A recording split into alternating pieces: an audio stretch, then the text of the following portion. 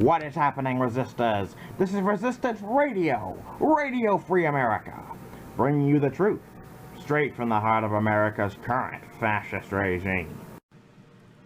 Most, if not all of you, are aware of the atrocity committed in an El Paso Walmart yesterday that left 20 dead and 26 injured at the time of this recording. What many of you likely don't know is the motive behind the massacre. Would it shock you if you knew the shooter's agenda lined up exactly with that of our Führer? Something tells me no. Here's MSNBC with the story. I want to bring in NBC News reporter Ben Collins, who has been looking into the suspect.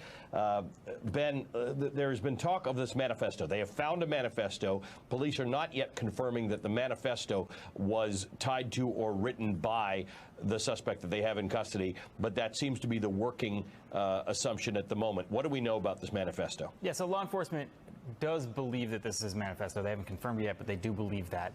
It was posted on 8chan, which is an extremist website, ostensibly, hours before the shooting. It was deleted shortly after the shooting happened. It's a wildly anti-immigrant manifesto. It's 3 pages of hatred against immigrants and people, viewed as basically invaders to the United States, where they believe, and people generally on this extremist forum where these people get radicalized, believe that there is only so much space or only so many jobs in this country, and it's being replaced by Mexican immigrants. And in his case, he also believed automation in this thing.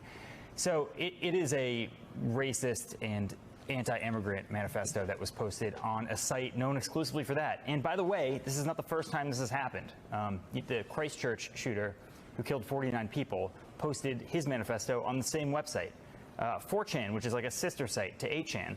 A month after that Christchurch shooting, there was a manifesto posted by the person who shot up a synagogue in San Diego. And last week, the Gilroy shooter, he posted, he told people to read a manifesto that has been posted to 4chan and 8chan literally hundreds of times. It's from the 1890s. I'm not sure he came about that in a library. So this is a real issue. There is a body count associated with this website now. And I think people are going to start having to look into it. There's a body count associated with the website. You and I have talked about this really in the wake of almost every mass shooting that we've covered. For our viewers who don't understand 4chan and 8chan, what are they? They're just extremist forums now. They used to be places where people could anonymously post things like art, or it was a big anime forum to start. 4chan has Japanese roots. 2chan, its predecessor, had that too. 8chan was created because 4chan, which is a wildly racist place on its politics forum, was simply not enough for them. 8chan is legions worse. And it is exclusively a place where people post about the upcoming race war, basically. That's where today, after the shooting, the shooter is viewed as a martyr. And that's what they're talking about right now on that website. This is a place where yeah, I'm going to interrupt you in a moment because Joe Biden's going to be speaking in Las Vegas. He'll be reacting to this. But let me ask you, are there breadcrumbs or footprints leading up to this manifesto? I know that's probably secondary in what you're looking at. You'll start to look at this now. But as of now, is this a standalone, or was this person active on these forums? It's hard to know. 8chan is an anonymous place, basically. You can post whatever you want to post. But if he knew how to get there and upload a PDF to their website, which is what he did, shortly before, in fact, he messed up uploading the PDF at first and then posted it again. He knew what he was doing. He knew exactly who he was targeting with this, and he was basically, it's a call to action. It's not simply just his beliefs on stuff. He's saying, I'm a part of a much larger thing. That's what this is about for these people. It's about taking down immigrants, and he is wholly aware of that, I'm sure. Now, children, who do we know who has been stoking this animus against Hispanics since 2015? Who has based his entire career, built his entire base around 1950s level racism, bigotry, and hate? Who is currently sitting in the highest office in the land, influencing millions of the easily impressionable through his actions and rhetoric? When do we beat Mexico at the border? They're laughing at us, at our stupidity. And now they're beating us economically. They are not our friend, believe me. But they're killing us economically. The U.S. has become a dumping ground for everybody else's problems. Thank you. It's true. And these are the best and the finest. When Mexico sends its people, they're not sending their best. They're not sending you. They're not sending you. They're sending people that have lots of problems, and they're bringing those problems with us.